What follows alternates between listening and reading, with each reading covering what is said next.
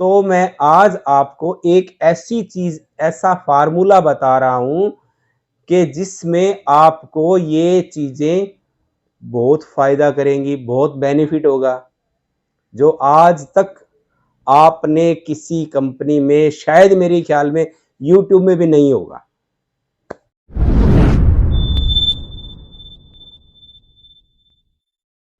Good morning, सलाम, नमस्ते everybody. आज फिर आपका स्वागत है ब्यूटी लाइन की दुनिया में। तो आज हम एक नए सब्जेक्ट के साथ फिर आपके साथ शामिल हुए हैं। तो आज हम बात करेंगे केराटिन स्मूथनिंग, कैरा स्मूथनिंग और स्मूथनिंग केराटिन, इस विषय पे बात करेंगे।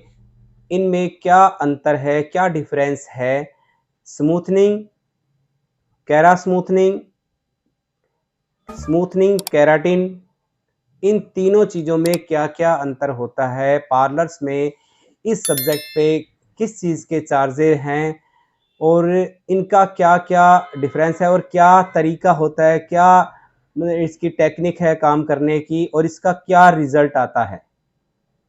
तो इस विषय पर आज हम बात करेंगे। सबसे पहले बात करते हैं, आज एक मैसेज आया था, उन्होंने पूछा, मैसेज क्या आया था, कॉल आया था, उन्होंने पूछा सर इन तीनों चीज़ों में अंतर क्या है। मैं चलो बताते हैं भाई आज। तो आज मैं आपको बता रहा हूँ केराटिन, केराटिन स्मूथनिंग और कैरा स्मूथनिंग और सिर्फ ओनली स्मूथनिंग।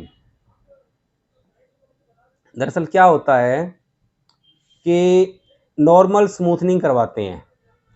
नॉर्मल स्मूथनिंग में क्या है, जो थायोग्लाइकोनिक एसिड से क्या होता है कि बाल है, जो अपना हेयर है, अगर मान लो सपोज करो इतना लंबा है तो उसको खींच के इतना लंबा हो गया, इतना लेंथ बढ़ जाता है उसका, तो बाल तो पतला होगा ही। पतला होने के कारण क्या होता है, बाल डैमेज भी होंगे, ड्राइनेस भी होंगे और बाल में क्रैकनेस भी आएगी ही आएगी। ठीक है, तो क्रैकनेस आएगी तो बालों में रफनेस आएगी। तो रफनेस को दूर करने के लिए क्या करते हैं, उसके बाद में अपने स्पा करते हैं।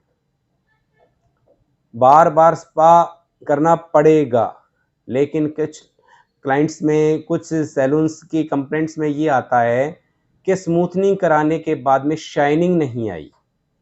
तो शाइनिंग क्यों नहीं आती, क्योंकि अपना जो क्यूटिकल है, अपना जो क्यूटिकल है, क्यूटिकल को कितना भी आप न्यूट्रलाइजर से सफरे कर दो, जितना भी उसका सरफेस में आपको आयनिंग करना पड़ेगा, लेकिन कुछ टाइम के बाद में वो ड्राइनेस आएगी ही आएगी।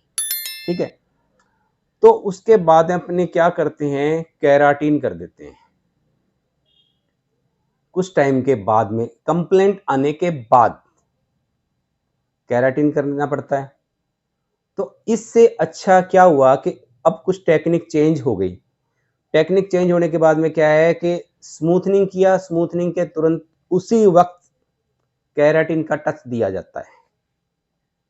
ठीक है, ताकि स्मूथनिंग और केराटिन का अलग अलग चार्जेबल, अलग अलग चार्ज जुड़ के बहुत बड़ा चार्ज ना बने और क्लाइंट का भी जेब पे, अपनी पॉकेट पे भार ना पड़े। ठीक है,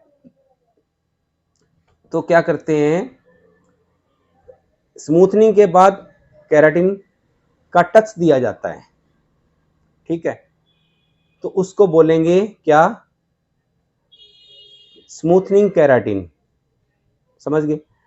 अब रह गई बात कैरा स्मूथनिंग, समझ आ गई, कैरा स्मूथनिंग। अब ये कैरा स्मूथनिंग क्या चीज है, कैरा स्मूथनिंग क्या होता है, स्मूथनिंग कर रहे हैं तो स्मूथनिंग के अंदर के बीच में केराटिन का थोड़ा सा साल्ट डाल दिया जाता है, उससे बना कैरा स्मूथनिंग। अब ये कंपनी आती है, कुछ प्रोडक्ट, कंपनी के प्रोडक्ट आते हैं कैरा स्मूथनिंग के, अलग से आपको ऐसी स्मूथनिंग लेना पड़ेगा जिसमें कैरा स्मूथनिंग का साल्ट हो, कैरा स्मूथनिंग के नाम से ही आता हो। ठीक है। लेकिन आप अपने पार्लर में कोई जरूरी नहीं है कि आपके पास कैरा स्मूथनिंग अलग से हो। तो मैं आज आपको एक ऐसी चीज, ऐसा फार्मूला बता रहा हूं कि जिसमें आपको ये चीजें बहुत फायदा करेंगी, बहुत बेनिफिट होगा, जो आज तक आपने किसी कंपनी में, शायद मेरे ख्याल में यूट्यूब में भी नहीं होगा। आपको मैं ये बता रहा हूं। सबसे पहले क्या कर रहे हो आप? सबसे पहले क्या कर रहे हो आप? स्मूथनिंग। स्मूथनिंग कर रहे हो। स्मूथनिंग कैसे कर रहे हो? फर्स्ट शैम्पू वॉश किया, शैम्पू वॉश करने के बाद में ड्रायर लगाया, 100% आपने बाल ड्राई कर लिया। ड्राई करने के बाद में स्मूथनिंग की फर्स्ट क्रीम लगा ली। ठीक है, फर्स्ट क्रीम को आपने क्या किया? टाइम के बाद, उसका टाइम आने के बाद में आपने उसको बाल क्या किया? इलास्टिसिटी चेक किया। इलास्टिसिटी चेक कर लिया, उसके बाद में आपने ओके हो गया। ओके होने के बाद में हेयर रिंस कर दिया।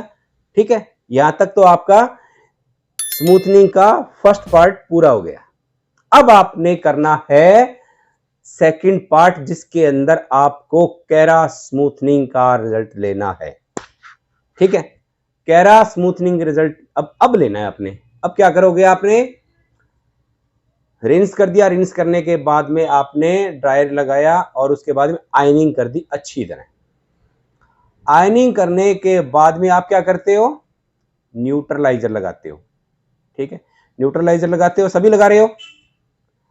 अब न्यूट्रलाइजर के अंदर अपने क्या फार्मूला करना है, क्या छेड़खानी करनी है? न्यूट्रलाइजर के अंदर आपने थोड़ा सा केराटिन डालना है। क्या डालना है? केराटिन। न्यूट्रलाइजर के अंदर, न्यूट्रलाइजर में केराटिन डालने से क्या होगा? आपका कैरा स्मूथनिंग बन जाएगा। न्यूट्रलाइजर क्या होता है? न्यूट्रलाइजर होता है अपना हाइड्रोजन पेरोक्साइड। हाइड्रोजन पेरोक्साइड क्या करता है? किसी भी चीज को डिपॉजिट करने का काम करता है। उसमें आप कुछ भी डालोगे, वो आपके बालों में, आपके हेयर में डिपॉजिट का काम करेगा। क्या करेगा? डिपॉजिट का काम करेगा। अब आप पूछोगे ऐसा क्यों? आप केराटिन करते हो, केराटिन की ऊपर लेयर आ रही है, वो क्या है? वॉश आउट हो रही है, हो रही है। लेकिन इसमें अपने क्या किया? न्यूट्रलाइजर के अंदर केराटिन डाल दी। न्यूट्रलाइजर के अंदर केराटिन डालने से क्या हुआ? आपका केराटिन कहां जा रहा है? सेकंड लेयर कॉर्टेक्स के अंदर। कॉर्टेक्स के अंदर जाने से क्या होगा? बालों में लाइफ आ गई। उसका रिजल्ट लॉन्ग पीरियड चलेगा। समझ गए? रखना वही टाइम है जो आपको पता है। क्या पता है? कुछ लोगों ने कहता है आधा घंटा रखते हैं न्यूट्रलाइजर, कुछ कहते हैं 45 मिनट रखते हैं। नहीं, गलत बात। न्यूट्रलाइजर आप ज्यादा से ज्यादा 12 से 15 मिनट, लास्ट 12 से 15 मिनट ही रखना है, ज्यादा नहीं रखना। समझ गए? 12 से 15 मिनट रखा, उसके बाद में रिंस कर दो। रिंस करने के बाद अप टू डाउन ड्रायर लगाना है, टॉवल ड्राई करने के बाद। समझ गए? अप टू डाउन किया, ड्रायर लगाया और 100% ड्राई हो गया। उसके बाद अगर आपका जी करे तो आयनिंग कर दो 190 डिग्री पर, अगर आपका जी करे तो। अदरवाइज ना भी करो तो शाइनिंग तो वैसे भी देगा। और अगर आपने आयनिंग कर दी तो सोने पर सुहागा। क्या हुआ? सोने पर सुहागा। फिर आपकी जो रील्स बनेगी इंस्टा पर और आपकी जो वीडियो बनेगी, क्या गजब है, क्या रिजल्ट आता है फिर आपका, देखने लायक होगा। कैसा लगा आज का वीडियो? लाइक करना, शेयर करना और आपके कमेंट का मैं वेट करता हूं, क्योंकि आपके कमेंट से ही मुझे नए नए सब्जेक्ट मेरी खोपड़ी में, मेरी दिमाग में आते हैं। ताकि मैं आपको और भी ज़्यादा नए फार्मूले बता सकता हूँ।